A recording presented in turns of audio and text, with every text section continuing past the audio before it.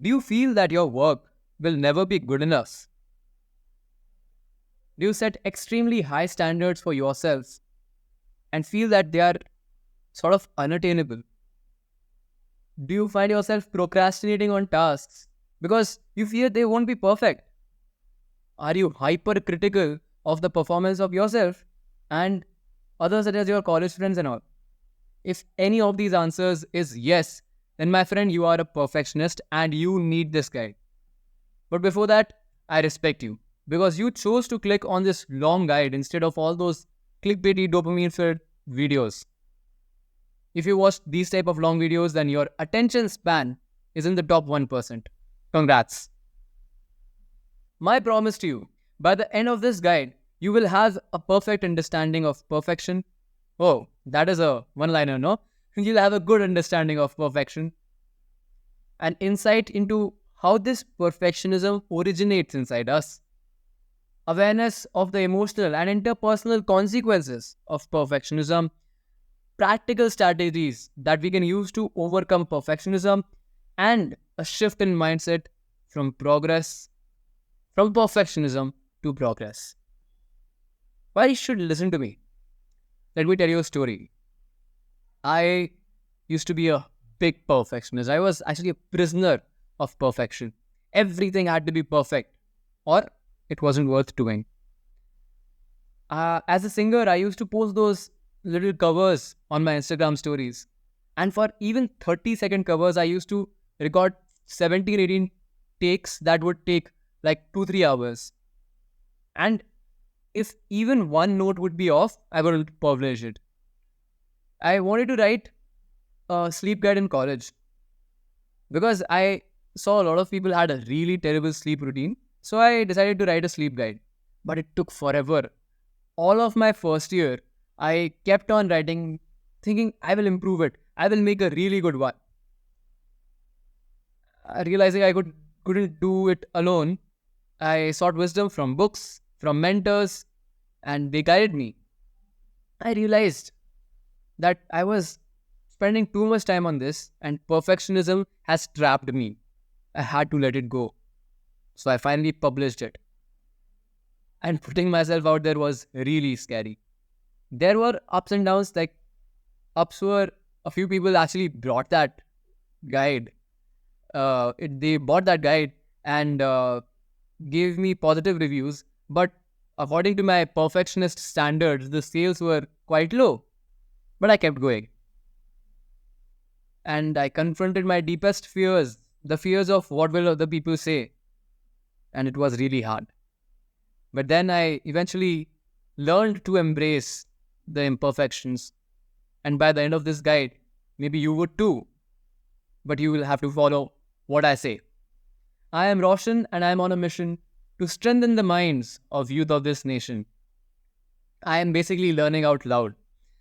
Use what helps, think critically throughout what I say, question things, do not take everything as is. I'm not speaking gospel. Subscribe to this channel if you want these type of guides on your feed instead of those dopamine filled videos. Here is what you'll get today. We'll start with understanding perfectionism and how does a perfectionist think. How does perfectionism manifest and what are its types? The hidden costs of striving for perfection and how we should rewire our minds from thinking about perfection to that of progress. Then we'll look into the power of imperfect action. And then we'll embrace failure as a learning tool. Finally, we'll also learn some practical steps which will be sprinkled all throughout the guide, and you will be able to spot about 17 practical steps. So throughout the guide, keep your mind open and there will be an indication of all the perfect, all the imperfect action steps because nothing is perfect, but they can help you. And then we'll talk about building resilience against perfectionist tendencies and the art of self-compassion. Let's get started. How to eliminate perfection. So I define perfectionism as a neurotic unwillingness to accept reality. Let's break this term down one by one.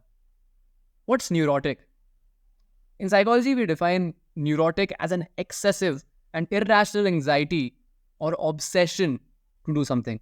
Like, this is not rational, it is totally irrational to think that it must happen this way. If you think anything should must happen your way, then actually you're not being rational, because you don't run the world, neither do I. God does. And you cannot just order God, be it this way, right? So, excessive, being obsessive about anything going your way is neurotic. What is it? It's neurotic unwillingness. When you are perfectionist, you're just not um, feeling difficulty to not go with the standards, but you're actively refusing. It is a conscious or unconscious choice to resist or refuse, right? Acceptance in this case will be to acknowledge and come to terms with something. Come to some terms with what? With reality. Reality will be the state of things as they actually are, as they originally exist, as opposed to an idealized, notionalized idea of them. Like, you are creating an elusive reality, and I want my project to be perfect. That perfect doesn't exist, right? You're creating that unattainable reality. So, in essence, it is unwillingness, a neurotic unwillingness, that you don't accept reality. It is actually an anti mindset, anti mastery mindset. Mastery is about progress. Perfectionism, it is about just focusing on the results. And we don't have results in our hands. Focus is heavily on results in perfectionism. So mastery is like being a gardener or a farmer, which takes cares of his plants, gives it manure, gives it water, but recognizes that he'll not be able to grow the crops if there is like bad weather or rains or drought, right? But a perfectionist wants everything to be perfect. It's like a obsessive sculptor who is chiseling down the statue and keeps on chiseling down until it is perfect. He started with this thick of a statue and now it is this thin, just because he wants perfect. He wants it really perfect, precise. Let's understand perfectionism a little more deeply. These are three types of perfectionism: self oriented, other oriented, and socially prescribed. For self oriented perfectionism, it is the relentless drive to meet impossibly high standards, personal standards that you make for yourself. And I want to be a six-pack model like fitness in 3 months, and you are just like 25% body fat, and you want a six-pack ab in like those videos, clickbaity videos are there, right? Uh, Six packs in a week. What the hell? That's an impossible personal standard, right?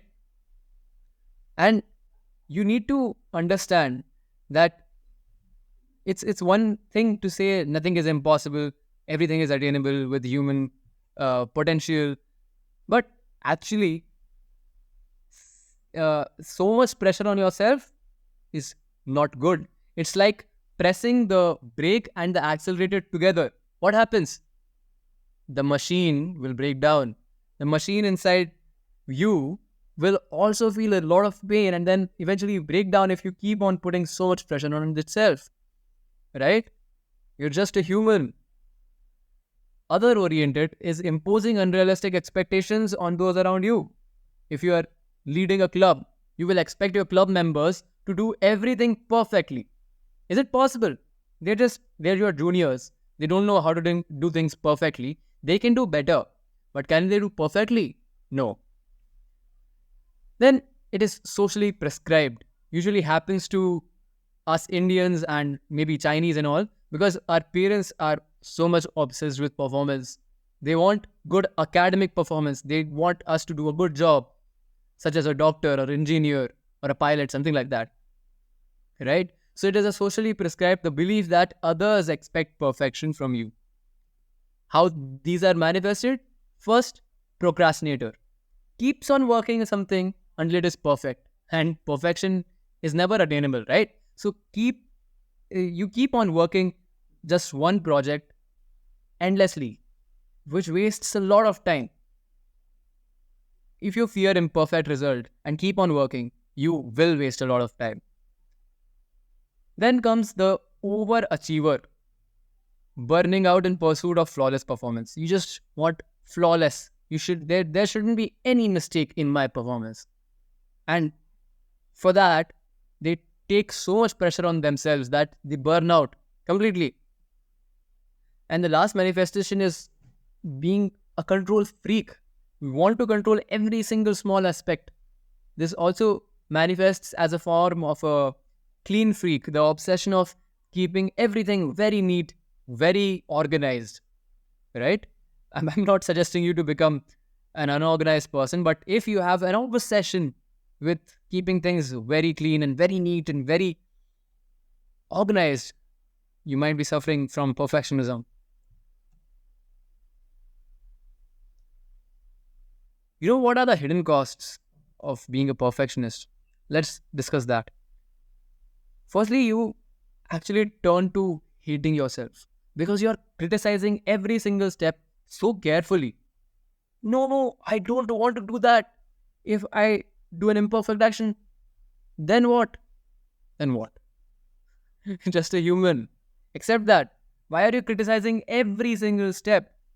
If you do that, you will emotionally drain yourself. You will feel empty inside. Do you want to feel like that? You're already feeling like that. That's why you're on this guide. Stop doing that. Stop criticizing yourself at every single point. Then, fear of imperfection leads to procrastination and missed opportunities.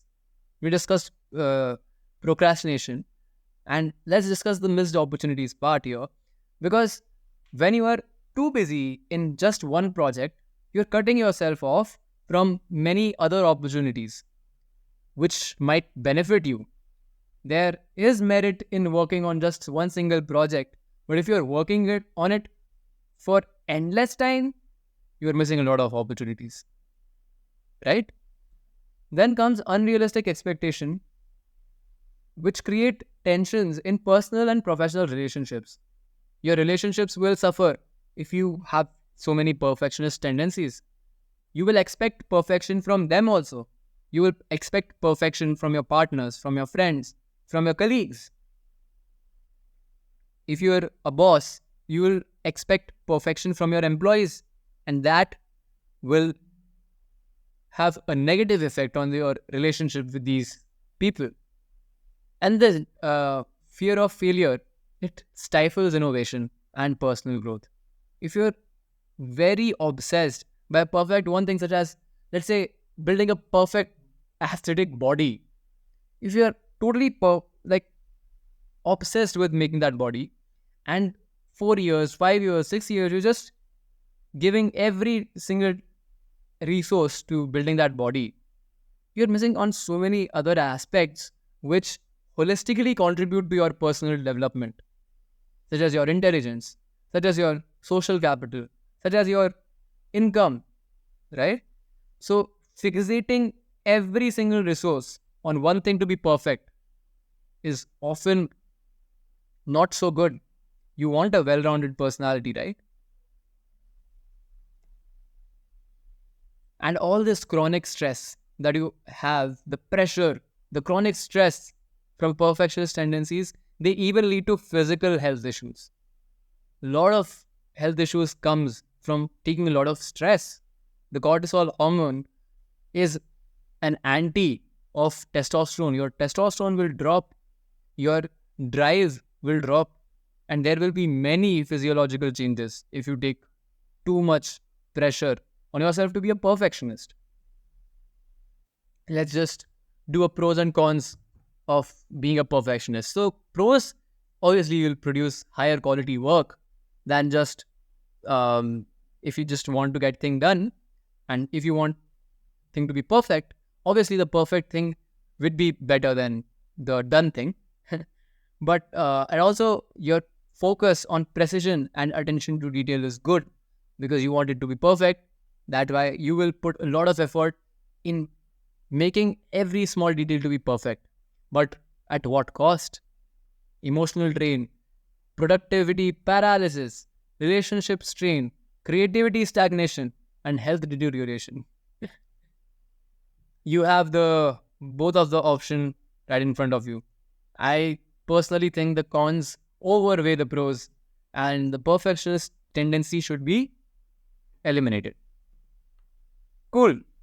The fourth step will be to rewire your mindset from perfect to progress. A lot of actionable steps are going to come in this section. So keep your mind open. First step is to recognize the harm you are doing to yourself by being overly critical, right? All the harm that you are doing to yourself. Because if you don't know what harm you're doing, you'll not be motivated to change this tendency, right? You can't make an exit plan without seeing the bars of the prison. Without seeing that you're trapped, you will not make any effort to make an exit plan, right? So, the previous sections of this guide was important to build that base so that you know what harm you're doing to yourself. And then you need to start noticing your critical thoughts and retrain your mind to let go of these unrealistic standards. Whenever you are, suppose you're posting on Instagram and you have just gone to a good experience, suppose a restaurant with some 3-4 good friends of yours, you had a good dinner and then your photos weren't that nice. Your face is like, your expression is not perfect. You're not smiling the correctly, like exactly that you wanted to be. What do? Do you just discard that photo and don't post? That would be that you'll be criticizing yourself. No, I don't look that good. Oh, I should have smiled better. Instead of that, just post it. Let go of these unrealistic standards. And you'll feel better about it because you had a good time. That matters a lot, right? Cool. I have a question for you. Would you do a job, if I give you a job where you get no salary, but you have to pay a lot of taxes? Will you do that job? Then why are you doing the job of being a judge of your own life? You're not being paid to judge anyone's life, your life, your friends' lives. Anyone who is not doing a perfect job, you're judging them. And it is mentally taxing you. Heavily taxed by our own expectations of the cricket team. Arey, Virat Kohli didn't play that well today. Why are you judging him so much? Your expectations are costing you a mental drain. You're not getting anything out of criticizing them. And you are paying so much mental tax, emotional tax. Why will you choose to do that job where you have no salary but a lot of taxes? That's foolish. Stop doing that. Stop criticizing unrelated things to you. Oh, that car, how ugly that car is. Why are you saying that? It's emotionally draining you and you are getting nothing in merit. Right? So this habit of criticizing things is foolishness. You need to stop doing this. Cool. When you find yourself saying a lot of must statements, like it must have this. My presentation must include that. My book must include this. My video must include this editing. You know what you have become? You have just become a masturbator. Award that term to you if you say a lot of these must statements. Moving on. Instead of thinking it must be perfect, I must be perfect, reframe it to I can do my best and be still okay if I make mistakes. I am a human. I will do my best and learn from the outcomes. Cool? Note this down. And whenever you are saying like this presentation must have this, just do your best and learn from whatever experience that you just had. Next, set process goals, not just outcome goals. Suppose you are a, suppose you are a YouTuber. If a process goal would look like, I will shoot 4 videos this week, and an outcome goal would be like, I want to have 500 subscribers by the end of this week. I want to have a viral video by this week. So outcomes are not controlled by you, right? There are so many factors involved in an outcome which are out of your hands. You cannot influence the outcome. You can just do your action. So focus on the process goals. Like, I will do this in this time. That should be the goal that you will be setting. Next, train your brain to recognize and reward process and progress, not just perfection. If you have made a little progress, 1% improvement, celebrate that. If you haven't made a perfect report, but your report is better than your last one, celebrate it now. Why are you stopping the celebration? In fact, you'll mostly create good enough things.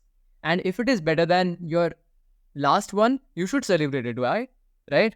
So, celebrate and reward your progress, not just perfection.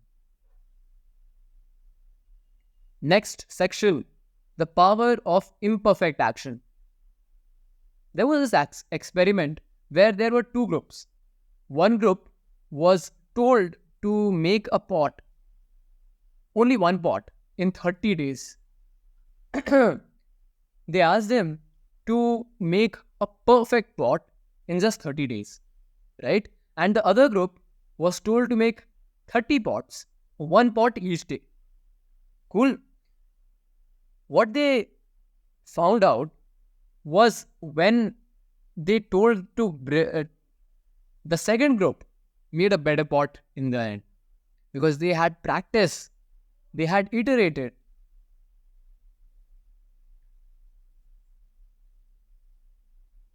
A study was conducted in which 2 groups, A and B, were given 2 different tasks.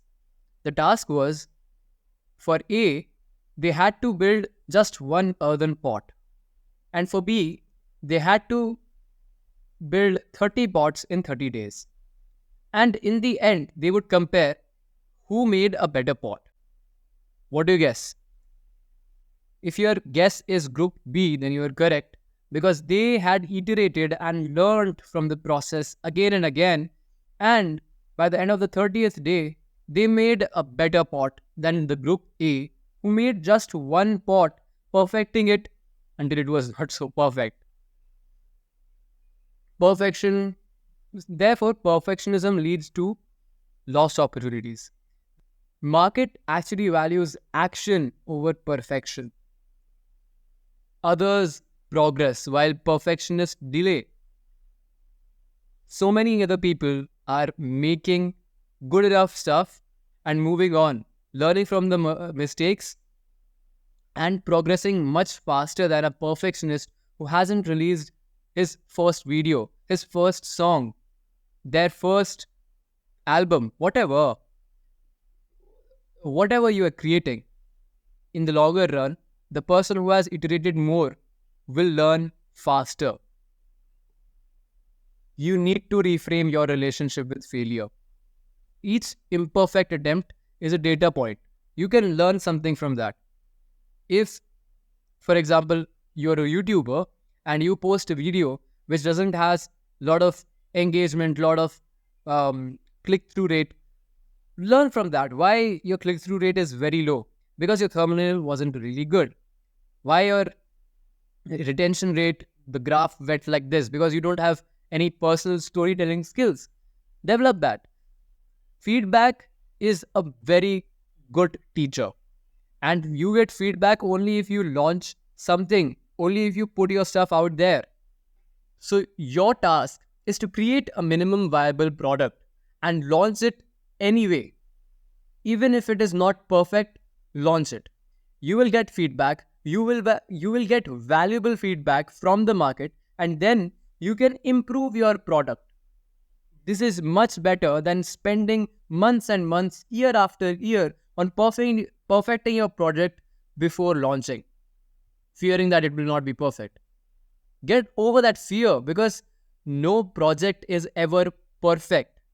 If it is good enough, launch it. You will get feedback, improve it, move on. That's the way you should go.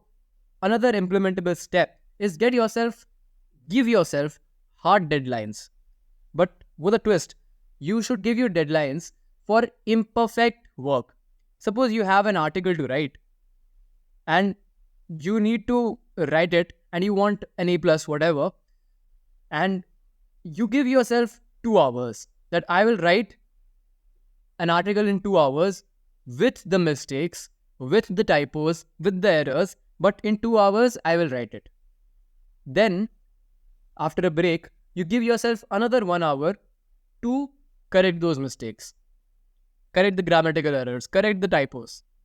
And that's how you will save a lot of time. You don't create and edit at the same time. First, create everything and then polish it.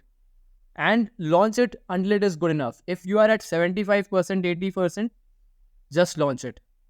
The effort and time that you are going to take it to polish it to 100% is not worth it. You will learn more when you publish more content or you put out more of your stuff out there. Deliberately put yourself in positions where you can't be perfect. This will develop the muscle memory of not being perfect, because you can't be perfect in anything. And to get over the fear of being imperfect, you need to put yourself in situations where you have no expertise. Therefore, you will be far from perfect. So you can take workshops, you can go to competitions. Say you haven't ever done creative writing. Go for an essay writing competition, just to put yourself in a situation where you will be able to break down that fear of being imperfect. Because we are humans and we are imperfect. To accept this, you should put yourself in situations like this. This way you will gain real world experience, valuable feedback, and confidence that comes from consistent action. Take this advice, just do 100 iterations of anything. If you are making content, post 100 videos. If you are making music, post 100 songs. If you are making biscuits, make 100 biscuits. You will definitely have much more confident when you are making your 101th biscuit than your 7th biscuit. Consistent action will definitely increase your confidence. Now, we must embrace failure. In this rapidly changing world, those who can't adapt and learn from failures become obsolete. No one cares about them. If you're not out there experimenting and failing fast, you will be termed obsolete in near future. Because this world is changing very fast. The ones who are not accepting this as a fact will be rendered obsolete very soon. The longer you cling to the fear of failure, the longer you delay, the more you will find yourself paralyzed, watching others surpass you while you remain stuck in the same place. Everyone will take action, fail fast, and learn, while you are stuck at perfecting just one thing, not launching it, not launching your portfolio website. Why? Who are judging you? Everyone is busy in their products, in their projects. Everyone is busy doing their work. No one is out there to judge you so much. If you have so much fear of judgment, go watch my FOMO guide. It will help you. Do you know her? She is Sara Blakely. She is the founder of Spanx, the leggings company, the spandex company. And her father, she's a billionaire by the way. Her father every day used to ask her, "What did you fail at today?" This inherently changed her relationship with failure, because failure is more important than successes. To learn, you must endure failure and learn from it. So here is an action step. Fail fast, learn, iterate. Go out there, try out different things. If that doesn't work, that means you failed. You learn from your failure. How will you learn from your failure? This way. You do a failure post-mortem. You ask these 5 questions whenever you fail at something or wherever you don't meet your own expectations. What was the original goal? What was I trying to accomplish? Where exactly things go wrong? What mistake did I do? What did I do wrong that I could not reach my desired outcome? What factors contributed to the failure? Oh, I procrastinated here a lot. I didn't delegate this task. Oh, I could have used a book, a PDF, a profile, whatever. Analyze the factors that contributed towards the failure. How and what can I learn from this? Very crucial. And how can I apply this lesson in my future endeavors? This way, you will learn much faster. So you have to fail fast, learn, and iterate. Do that process again and again. And this will create mastery, but never perfection. That's just a myth. And then you share your failures. When you do a proper failure post-mortem, you will have stuff to share and other people can grow from it.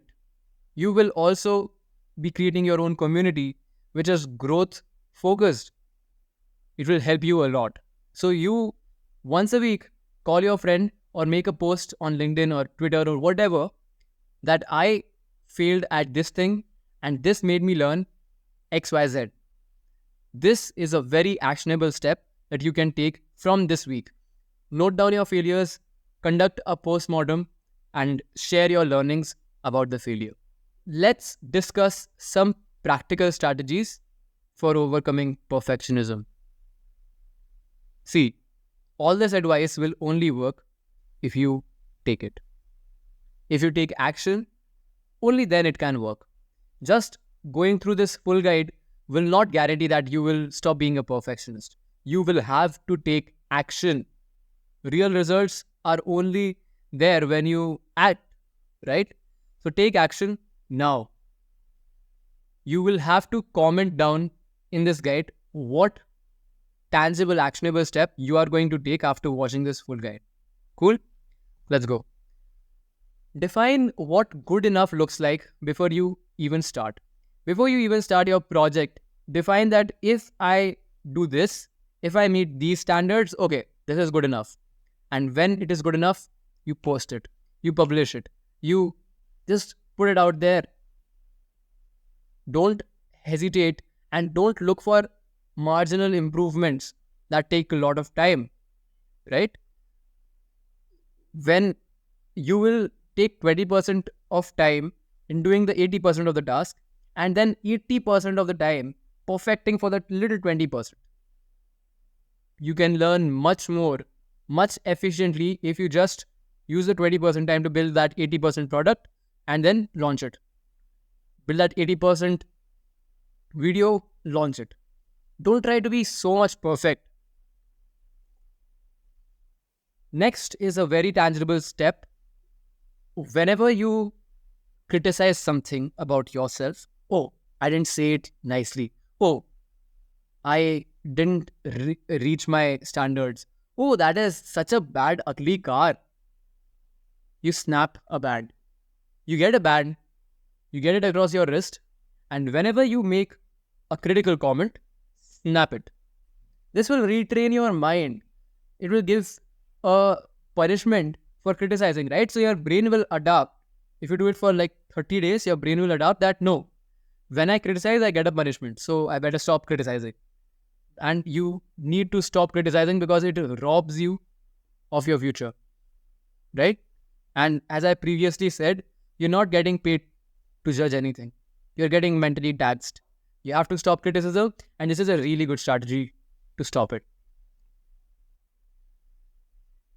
Now, if we don't build resilience, you will slip back to your tendencies. Building resilience is essential. for long-term success. These behaviors will become habitual if you don't become resilient, if you don't subside the urge to be perfectionist again and again. You have to be resilient. You have to repeat this. I prioritize progress over perfection. Progress over perfection. What? Progress over perfection.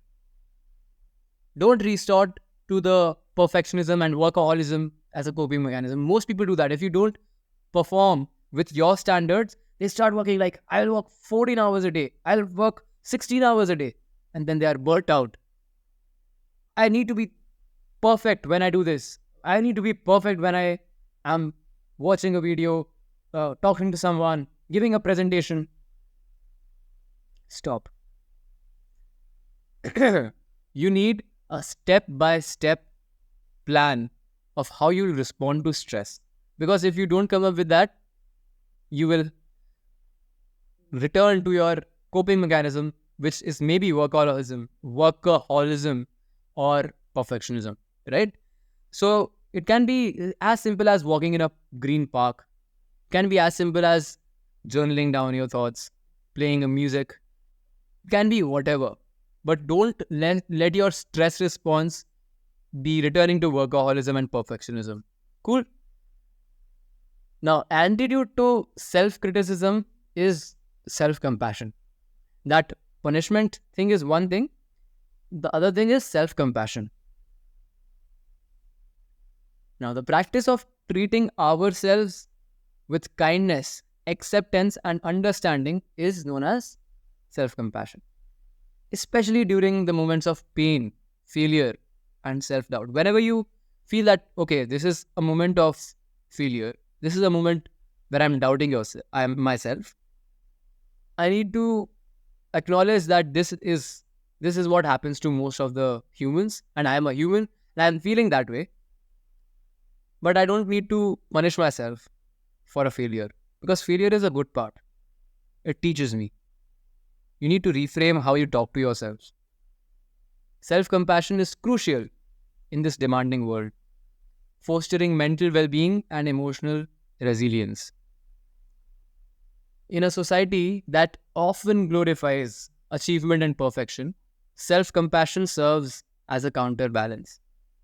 Because everyone is saying, oh, your body should be perfect.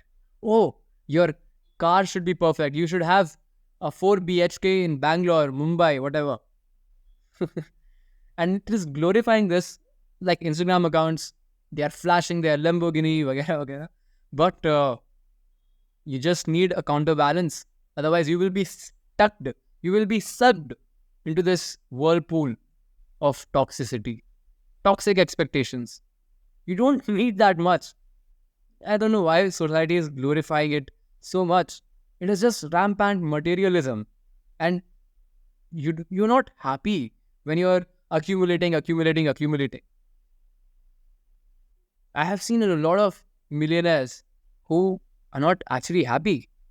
While on the other hand, I have seen people who have good amount of money, not millionaire, billionaire, but they are actually happy because they don't hoard stuff. They're not greedy about hoarding stuff or getting a big car or a big house.